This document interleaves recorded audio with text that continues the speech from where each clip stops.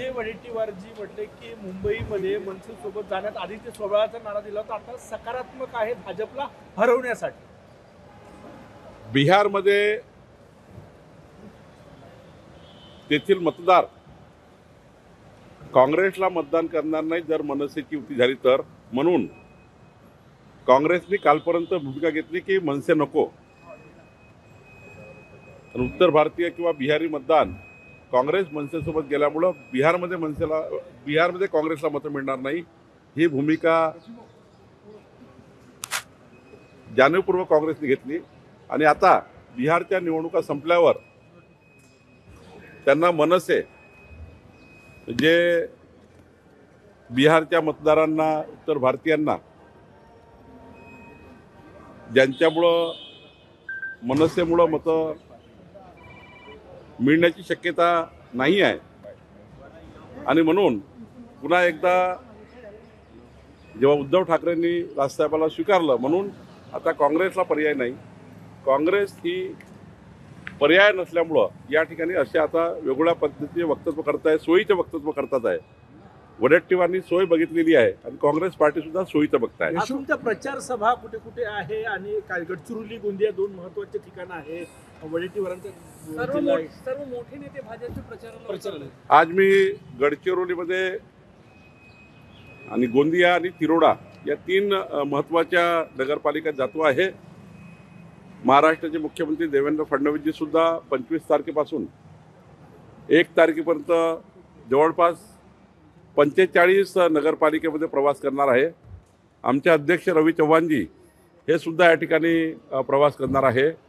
जवळपास आम्ही सर्वच नगरपालिकेमध्ये 288 नगरपालिकेमध्ये आमचे वेगवेगळे आमदार खासदार, महाराष्ट्राचे नेते माननीय गडकरी साहेबसुद्धा काही ठिकाणी जाणार आहे. त्यामुळं आमचे जे स्टार प्रचारक आहे त्या सर्वांना कुठं ना कुठं जबाबदारी मिळाली आहे. कुठलीही नगरपालिका अशी राहणार नाही ज्या ठिकाणी आमचे नेते पोहोचणार नाही. प्रत्येक नगरपालिकेमध्ये कोणी ना कोणी जावं अशी योजना आम्ही केली आहे. यशोमती ठाकूर यांनी तुमच्यावर टीका केलेली आहे. भाजपने स्वतःच्या घरात काय सुरू आहे पाहावं आणि एक गाणं म्हणून दाखवलं की खुद के गिरेबान में झाके देखो क्या हो रहा है. काँग्रेसची जी अवस्था आहे ती इतकी वाईट आहे, कोणी कोणाला सहन करायला तयार नाही. आणि त्यामुळे काँग्रेस पक्ष हा रोज त्या ठिकाणी कमजोर होतो आहे. काँग्रेस पक्षाचे हजारो कार्यकर्ते भारतीय जनता पक्षामध्ये पक्षप्रवेश करतात आहे. नेत्यामध्ये असमन्वय आहे आणि असमन्वय असल्यामुळे कार्यकर्त्यांना, नेत्यांना कोणी सांभाळायला तयार नाही.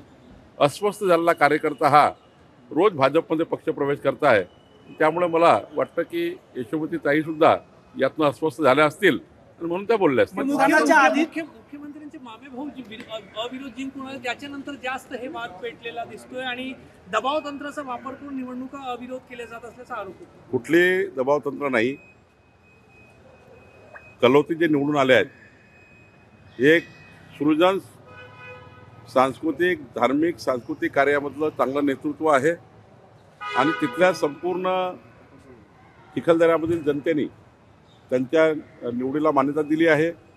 आणि कलोतीकडनं अपेक्षा आहे की त्या ठिकाणी चिखलदऱ्यामध्ये जो काही पुढच्या काळात आम्ही इको टुरिझम प्रकल्प वगैरे करतो आहे, पर्यटनाचा एक प्रकल्प मोठा करतो आहे, कलोतीजीकडनं तिथे अपेक्षा आहे की ते त्या ठिकाणी मोठं डेव्हलपमेंट करतील, म्हणून जनतेने त्यांना अविरोध निवडून दिला. महसूल खात्याने एक चांगला निर्णय घेतला की रुग्णालयांना निःशुल्क जागा दिली जाईल. काय सांगू?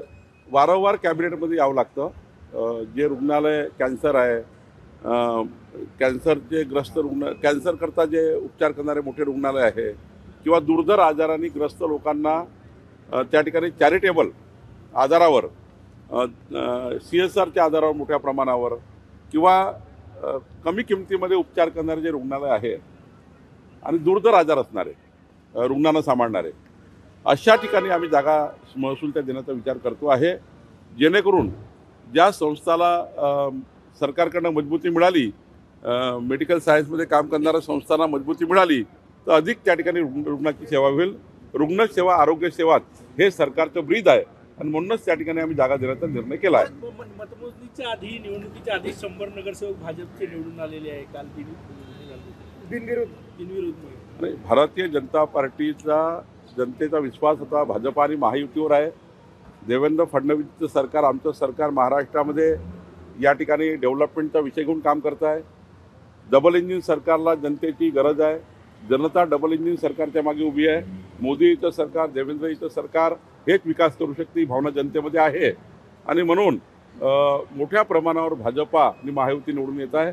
मी आपल्याला दाव्याने सांगतो 51% मतं भाजपा महायुतीला मिळतील. 2/3 बहुमत महाराष्ट्रात भाजपा महायुतीला मिळेल. अजित पवारांनी काल सभेत म्हटलेलं आहे की मी